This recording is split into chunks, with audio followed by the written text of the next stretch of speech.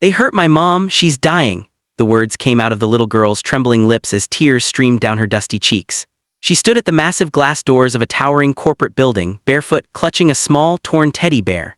Inside, people in suits rushed about, oblivious to the little figure who had just uttered words that would soon turn their billionaire CEO's world upside down.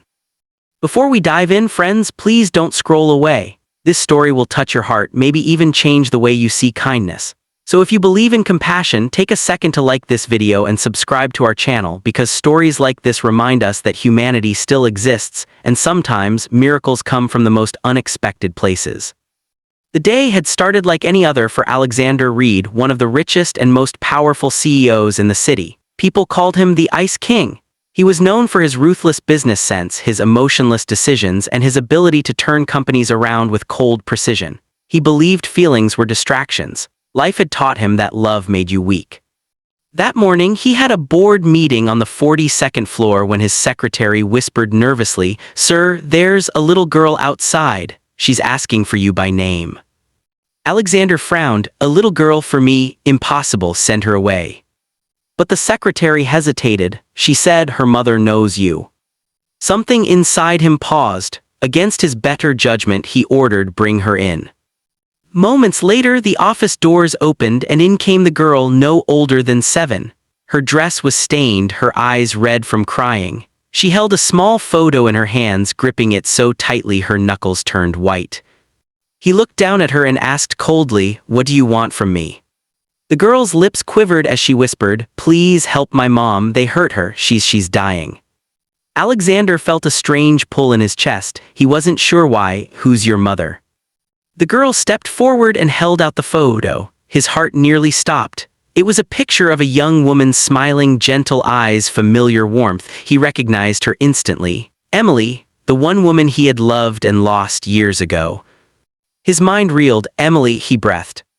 The girl nodded. "She's my mommy. She told me if anything bad happens, I should find Alexander Reed. She said you're a good man deep down." For the first time in years, Alexander felt his icy walls cracking. He quickly grabbed his coat. "Where is she?" The girl led him to an old neighborhood one he hadn't set foot in for decades. Broken windows, peeling paint, the smell of despair filled the air. Inside a dimly lit apartment, Emily lay on the floor, weak, pale, and covered in bruises. She turned her head slightly when she heard footsteps. "Alex," she whispered faintly.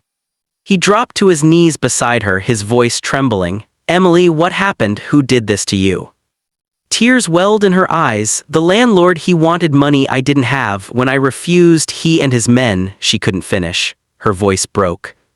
Alexander clenched his fists, rage flooding through him. "I'll make them pay," he swore.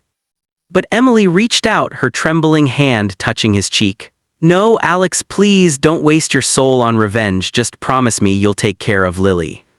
He looked at the little girl who was hugging her mother's hand, sobbing. "Mommy, please don't leave me."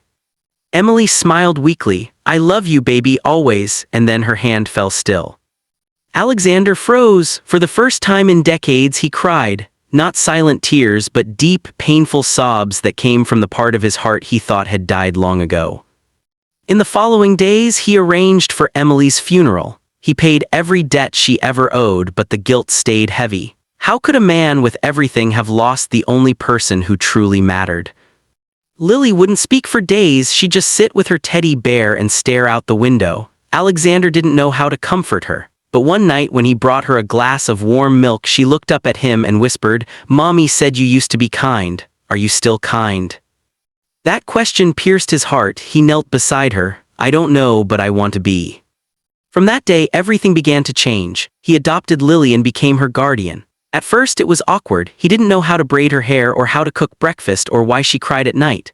But little by little she brought light into his dark mansion. She'd run through the hallways, giggling, leaving drawings on his office desk that said things like, "You're the best daddy ever."